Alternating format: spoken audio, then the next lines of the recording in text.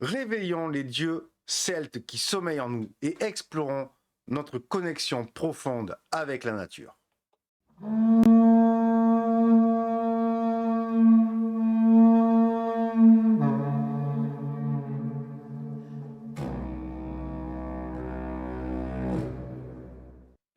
Salut les âmes celtes. Préparons-nous à un voyage captivant au cœur de la mythologie celte, où les dieux oubliés ne demandent qu'à être réveillés. Éveillons les puissants dieux celtes qui sommeillent en nous et plongeons dans l'essence même de notre connexion avec la nature. Prêts pour cette exploration spirituelle et culturelle unique? Alors embarquons ensemble vers l'univers fascinant des Tuatha Dé Danann et des mystères ancestraux qui ont fasciné notre monde moderne. Alors dans cette première étape de notre odyssée, nous plongerons dans le mystère des dieux concepts, ces entités énigmatiques qui incarnent les forces et les lois immuables de la nature. À travers cette exploration, nous découvrirons comment ces dieux conceptuels influent sur notre existence quotidienne, tissant des liens invisibles et bien tangibles entre notre environnement et notre vie de tous les jours. Alors, il faut bien comprendre et accepter que nous sommes tous soumis aux forces de la nature, de la pluie qui tombe, au vent qui souffle. Ces forces nous entourent, dictant une réalité commune au travers des siècles. Quotidien partagé déjà par nos ancêtres les Gaulois, par Homo neanderthalis, par Homo sapiens sapiens, par Homo habilis, Homo erectus, et même par les dinosaures.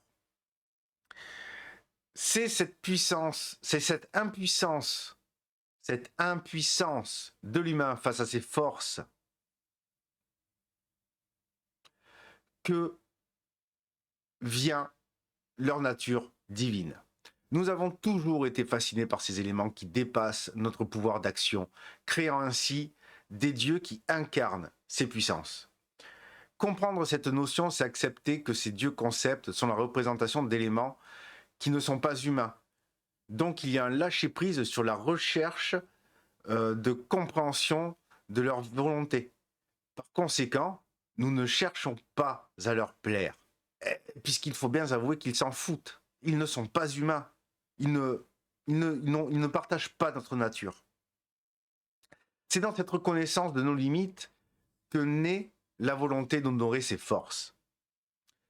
Chacun de ces dieux a un rôle défini, influençant la vie et le destin des Gaulois, un rôle que nous comprenons et vivons également dans notre réalité quotidienne, que ce soit un astre brillant dans le ciel ou une force insaisissable dans la nature.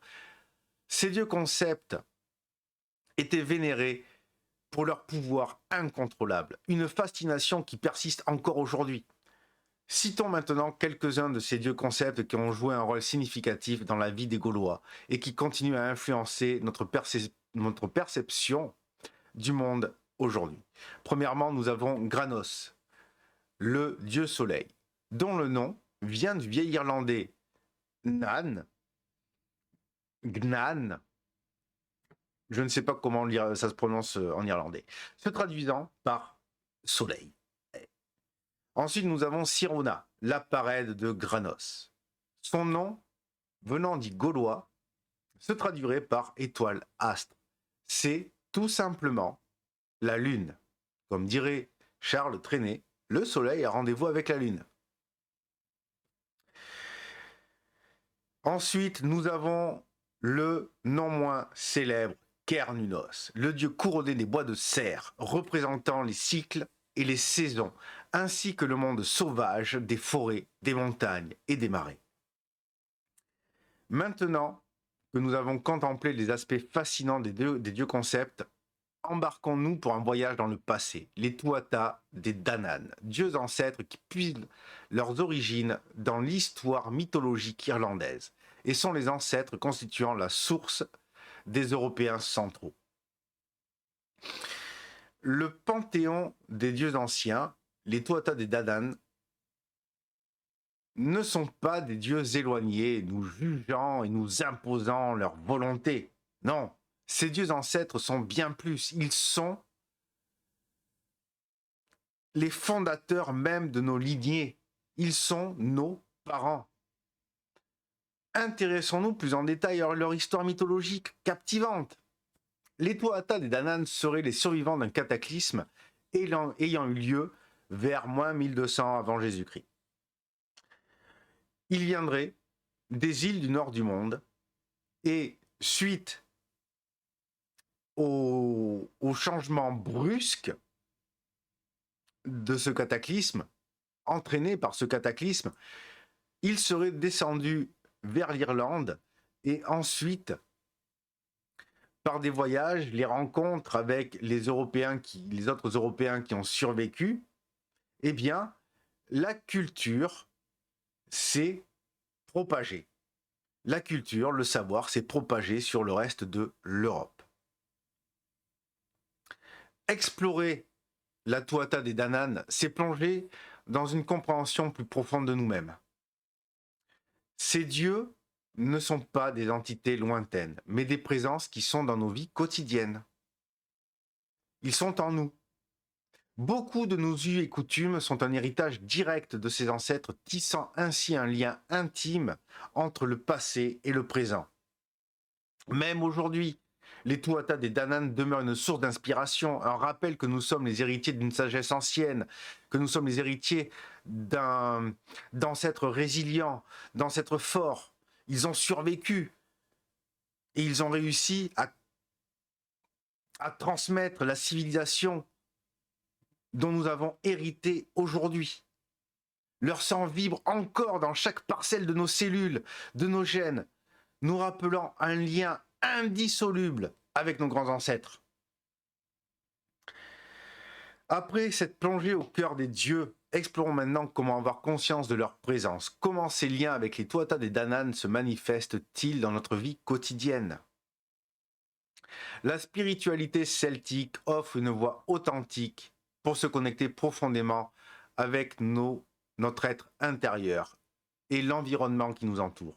Ces enseignements anciens nous guident vers une compréhension plus profonde de nous-mêmes et de notre relation avec la nature.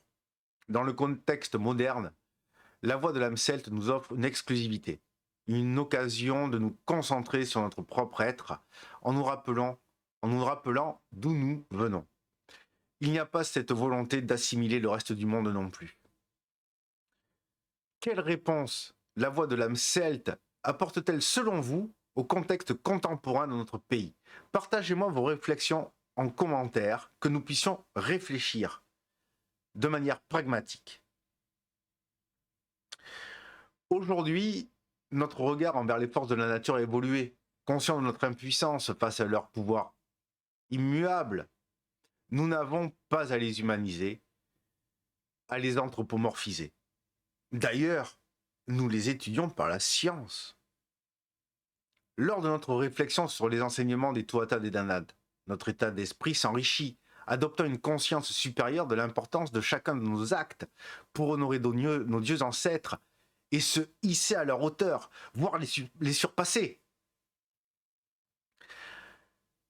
Après avoir levé le voile et rendu les dieux celtes plus tangibles et accessibles, explorons maintenant la mécanique de réflexion qui entoure leurs multiples représentations. Découvrons comment l'histoire, les tribus et le temps ont façonné des surnoms et des aspects divers pour un même dieu. Alors, il faut savoir qu'historiquement, les Celtes attribuent différents surnoms à leurs dieux, créant une diversité d'identités pour une seule divinité. Un même dieu peut avoir des noms différents selon la tribu qui le vénère. Et un même dieu peut être vénéré par tous les Gaulois et avoir différents aspects. Alors, les artefacts de la tribu de Dana, leur description physique dans les chroniques irlandaises et les représentations de l'époque gallo-romaine fournissent des points de repère cruciaux. En explorant ces sources, nous plongeons dans les détails qui permettent de reconnaître quel dieu se cache derrière un nom. Nous allons prendre l'exemple du Dagda, figure majeure de la mythologie celte. Eh bien, nous allons nous apercevoir qu'il partage des similitudes avec Soukélos et Sous et Dispater. Soukelos et Essus font partie de cette trinité de dieux vénérée et connue par l'ensemble de la Gaule. Alors, en examinant ces différentes incarnations, nous percevrons comment les nuances historiques et tribales influencent la perception d'un même dieu. Alors, Dagda veut dire le dieu bon. Bon dans le sens excellent. Il excelle dans ce qu'il fait. Ces différents artefacts sont le chaudron du Dagda, une lyre magique, bien entendu, un chaudron magique, une lyre magique, et une sorte de bâton magique à deux extrémités. Une donnant la mort, l'autre donnant la vie.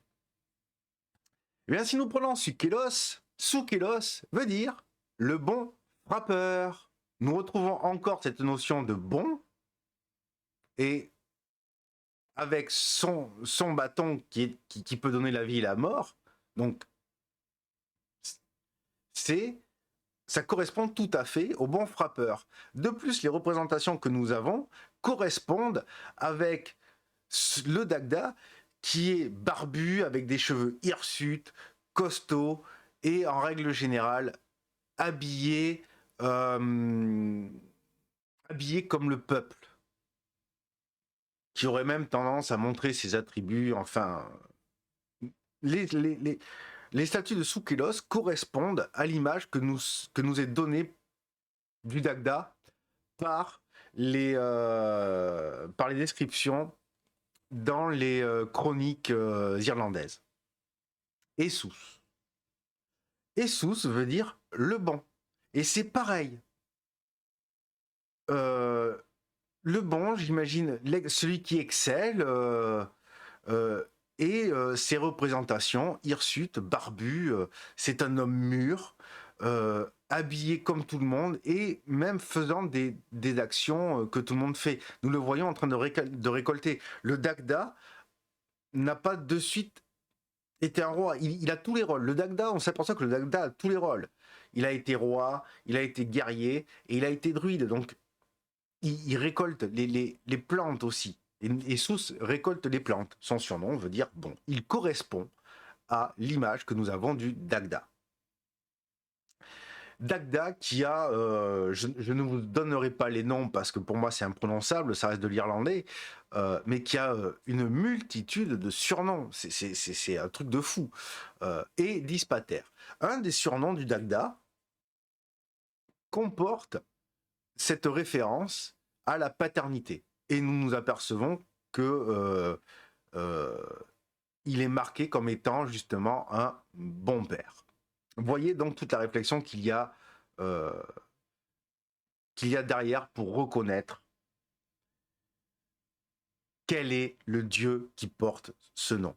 Un même Dieu peut porter plusieurs noms. Chaque tribu celte apporte sa propre compréhension et interprétation des dieux, créant un riche tissu de significations qui s'étendent au-delà du divin. L'importance de l'unité et de la diversité dans la croyance celte se manifeste à travers la coexistence de multiples facettes pour même être divin. Après avoir exploré les multiples facettes et identités des dieux celtes, voyageons désormais à travers le voile du temps pour découvrir les rituels du quotidien que nous pouvons mettre en place. Plongeons dans la richesse des pratiques rituelles, des salutations au lever du soleil aux célébrations saisonnières, tissant ainsi un lien sacré entre les mortels et les dieux, réveillant nos gènes, faisant vibrer notre sang et honorant la nature. Par exemple, nous pouvons prendre le temps de contempler la nature et saluer ce que nous contemplons. Le matin, vous vous levez, vous regardez le soleil, vous le contemplez et vous saluez Granos. Granos, je te salue. Voilà, vous avez honoré le soleil et vous avez pris la conscience que nous sommes si petits face à lui. Vous voyez? Nous pouvons aussi prendre un moment dans notre journée pour rendre hommage à nos grands ancêtres. Nous rappeler comment ils étaient, dans ce que nous avons pu lire, notamment dans les chroniques irlandaises.